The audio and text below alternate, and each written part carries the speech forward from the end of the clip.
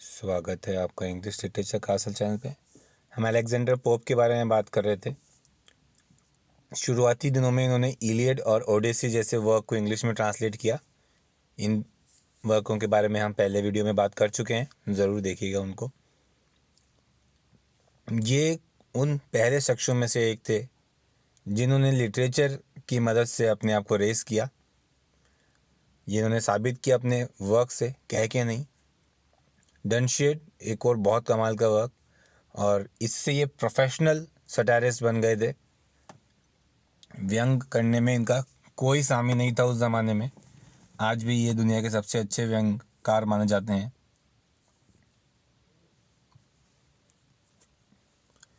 कितनी बढ़िया लाइन लिखी हुई है कि हम खुद नींद नहीं लेते ताकि अपने रीडर्स को चैन की नींद दे सकें। और बिल्कुल नो डाउट, अगर आप रात में इनकी कोई भी किताब पढ़ने लगें तो कहानी के ख़त्म होते होते तक आपको बड़ी चैन की नींद आ जाएगी, सुकून भरी, कि आपने कुछ सीखा है।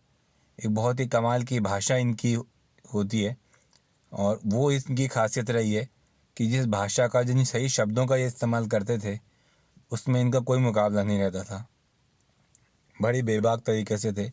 इनकी मृत्यु 30 मई 1700 में हुई, और यहीं से एज ऑफ पोप भी ख़त्म हो गई। अब बात करते हैं हम legendary work rape of the lock की। बहुत ही क्लियर डिस्क्रिप्शन है। बेलिंडा एक अमीर परिवार की लड़की है। वो सोने से उठती है लगभग दोपहर हो चुकी है जब वो उठती है, क्योंकि बहुत अमीर है, आराम से उठने का उसको मिलता है। ये आप देख सकते हैं, बेलिंडा लेटी हुई है और कुत्ता उसे, उसका जो पेट डॉग है जिसका नाम शॉक है, वो उसको जगाता है। और अब दिन भर के काम में वो शुरुआत करती है। तो कैंटो फर्स्ट में इस बात का पूरा डिस्क्रिप्शन है कि वो उठ के तैयार होती है। तैयार होने के बाद कैंटो 2 में बताया गया है कि वो टेम्स नदी में एक नाव लेती है और नाव पकड़ के वो जाती है। फिर कुछ परियां हैं जिसका जिक्र किया गया है। वो परियां जो हैं वो उसका हमेशा ध्यान रखती हैं ताकि उस लड़की के कुंवारेपन की रक्षा करी जा सके। उस चीज़ का इसमें खास जिक्र है। हर एक अलग अलग परी को उसके कपड़ों का, वहाँ से ये नाव करके, फेरी करके टेम्स नदी से ये जाती है बड़े सारे एक हॉल में जहाँ पे पार्टी चल रही है। वहाँ ये पार्टी करती हैं। सबसे पहले खाने पीने का दौर चलता है और वहाँ पे वो ताश खेलती हैं।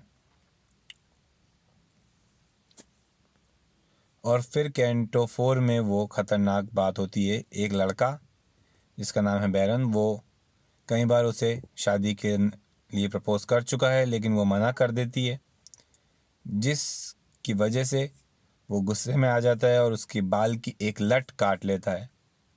इसको सटायरिकल वे में कहने के लिए कहा जाता है कि इसने बाल की लट का रेप कर दिया है। और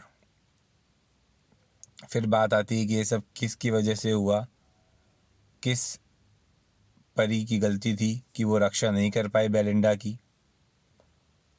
और बाल के लट कटने की वजह से बेलिंडा बहुत नाराज़ हो जाती है। वो सबको दोष देती है कि किसी ने मेरा ध्यान नहीं दिया।